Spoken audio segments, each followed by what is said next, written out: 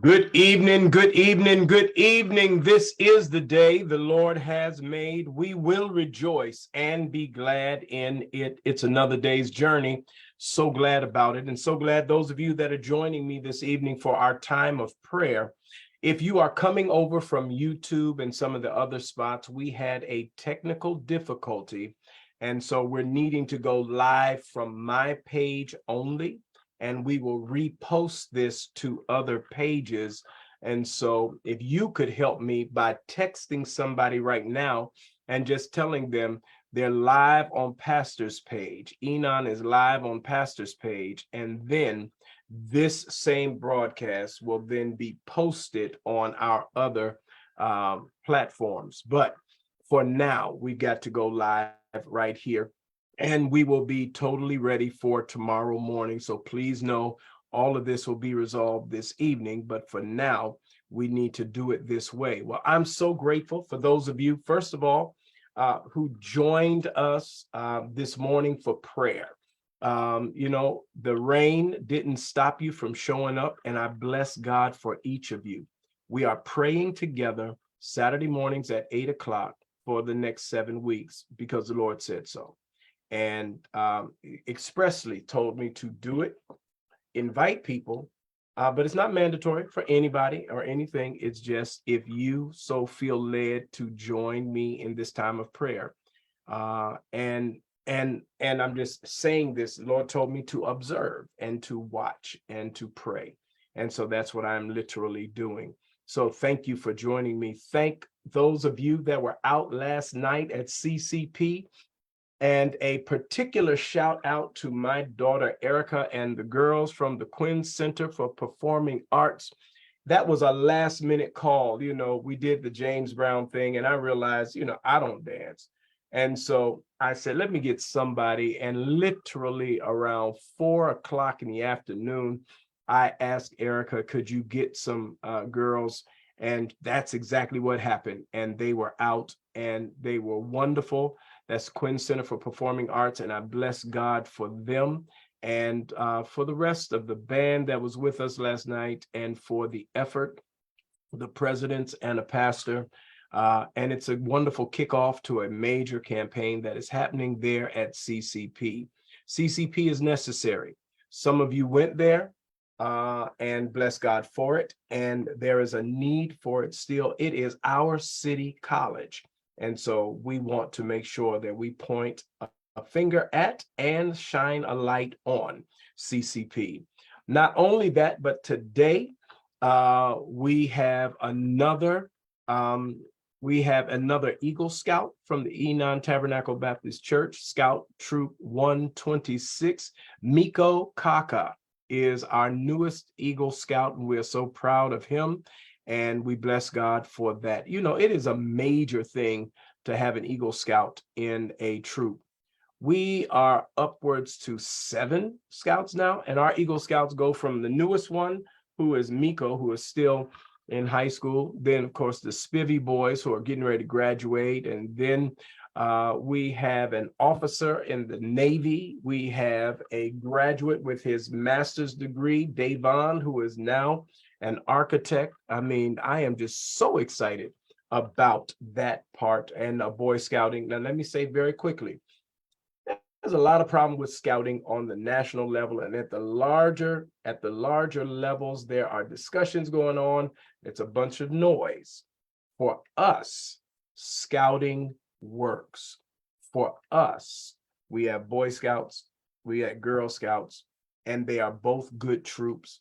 And you would do well to have your children involved in scouting at Enon. In fact, I've just said 3 things: Quinn Center for Performing Arts, Boy Scouts, Girl Scouts, all major opportunities for you to get your children into something that works and that is developing young people. So we thank God for that.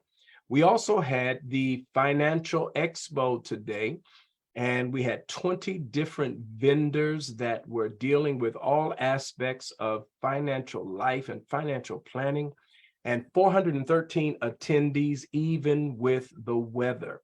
Listen, one of the challenges that has happened to the Black church, and if I had time, I would really dig into this, because I think that the challenge is, in many cases, African American theology did not prepare for African American success.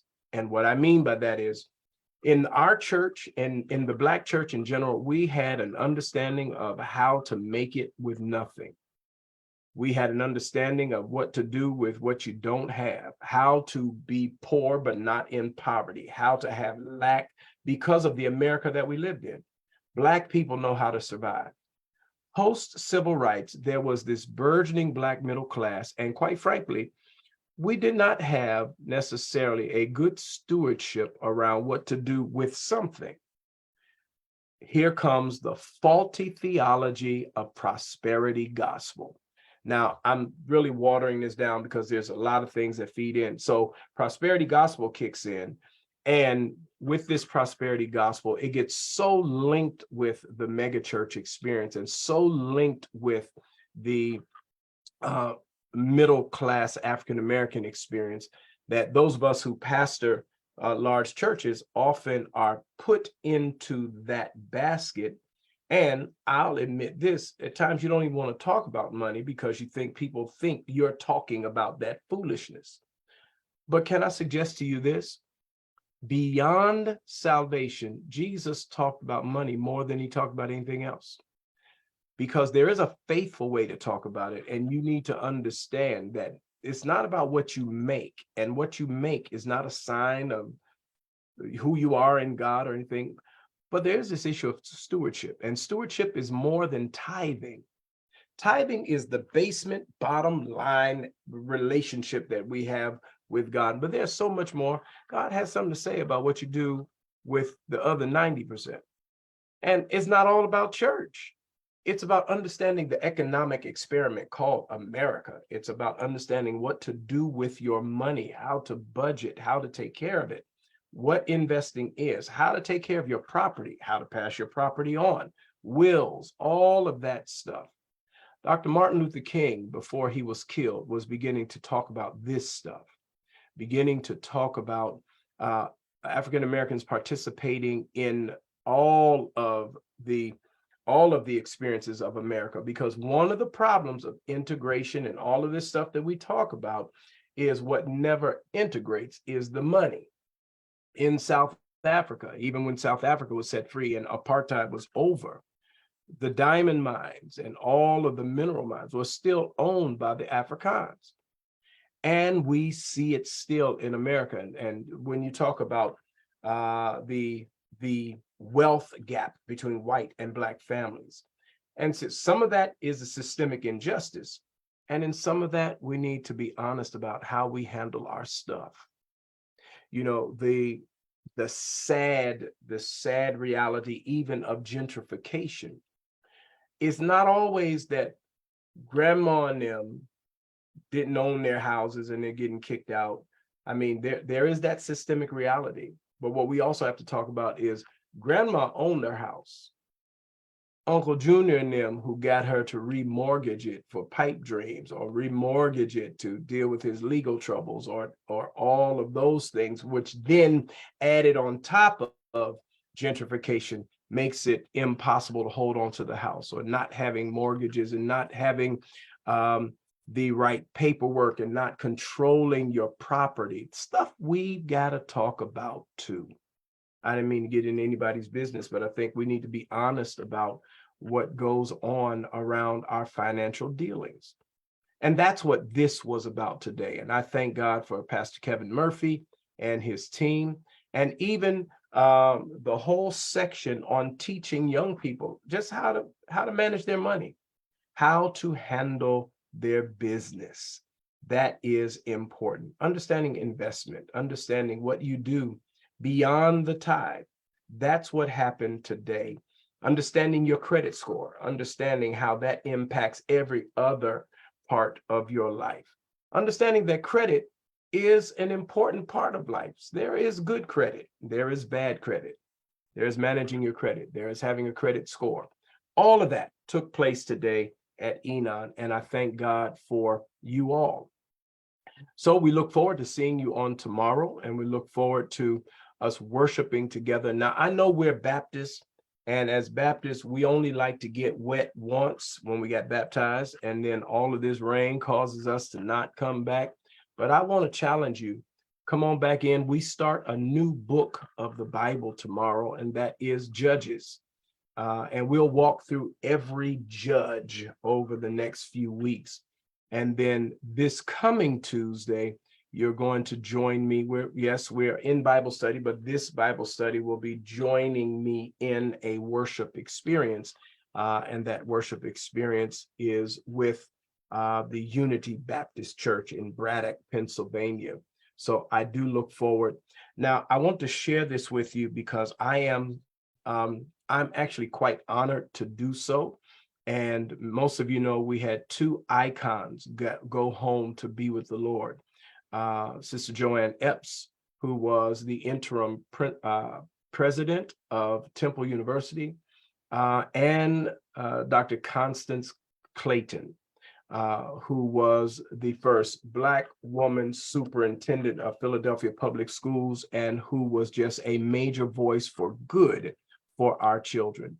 Well, she is going to be funeralized on this upcoming Thursday at St. Thomas Episcopal Church. And I am honored. I did not know her. I did not have a relationship with her, but I am honored. I've been asked to sing at her funeral. And I need you to know that that is a significant honor to me. And I bless God for it, for who she was, who she is, and just the opportunity to participate in it blows my mind. And so I'm grateful. I'm grateful to that family, and I'm grateful to her legacy, because all of us who do this work around children and education, you certain times that it just makes you feel like maybe a little bit of your work is being acknowledged. And I'm honored. And so I'm looking forward to that. I ask you to keep that in your prayers as well. So listen, wanted you to know about last night, and wanted you to know about today.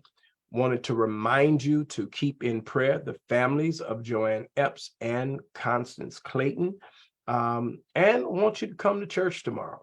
And I'm looking forward to seeing you in church tomorrow as we begin this conversation about Judges. In fact, because you're listening to me, I'll just give it to you. You can tell your cousins about it, or they'll just find out tomorrow. I want to talk from the subject. Sometimes it's you. Sometimes it is you. Sometimes we have to look at our own behavior to begin to have an understanding about why some stuff is going on in our lives. And I want to examine theodicy, because that really is what the book of Judges is about.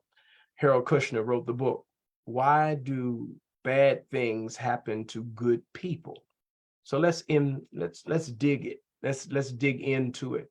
And it's a difficult conversation, because sometimes the church can sound like we are blaming victims, and that is farthest from the truth, because every one of us knows that there are some times stuff jumps off in your life and you are not doing anything. It's not your fault. You didn't do it, and that's the truth. But sometimes, tell the truth, sometimes it's you. And we got to talk about that. So let's dig in. I look forward to seeing you in the morning. Please keep the children in prayer. Please know that because of the rain today, all of those games were canceled, and all of the homecoming festivities were canceled. And so homecoming is going to be next week on the 30th. And so we look forward to seeing you. Just this reminder to all ministers, praise team, and people who have, well, ministers and praise team primarily, and our musicians associated with that, directors and so forth associated with that. We are having our training on next Saturday morning at 9 a.m., which is our normal ministers class.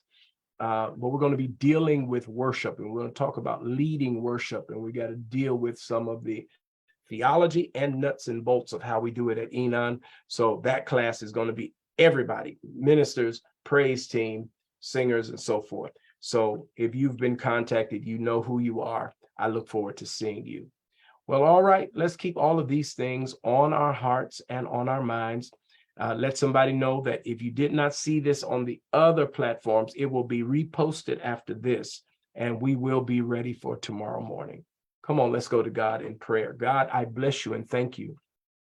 Thank you for this time spent, and thank you for this opportunity to just pray, to come before you, to lock arms with each other spiritually, to pray for our city, to pray for our communities, to pray for our church. We thank you for what you did today and making the new Eagle Scout. We thank you for the 413 attendees to our financial expo. We thank you, oh God, for prayer this morning. We thank you for success on last night as we helped CCP walk into a new season of fundraising. Then we thank you for the opportunity to share a witness for you. So now, God, as we go into the rest of this evening, would that you go with us and stand by us, prepare us for worship, and God, prepare us that someone tomorrow might come to know you in the pardon of their sins. We'll be ever so mindful to give you all the praise, glory, and honor. It is through Christ, and for his sake we do pray. Let us all say, amen, amen, amen. So listen, one last thing. You know, last night really did go well, but I actually butchered one of my trumpet solos.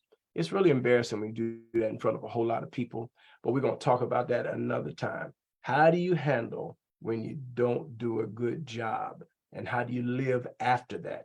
Because sometimes that's the best part of life, when you come up out of a hole into your next season. But we'll talk about that next week. All right. Love y'all much. See you in the morning. Bye-bye.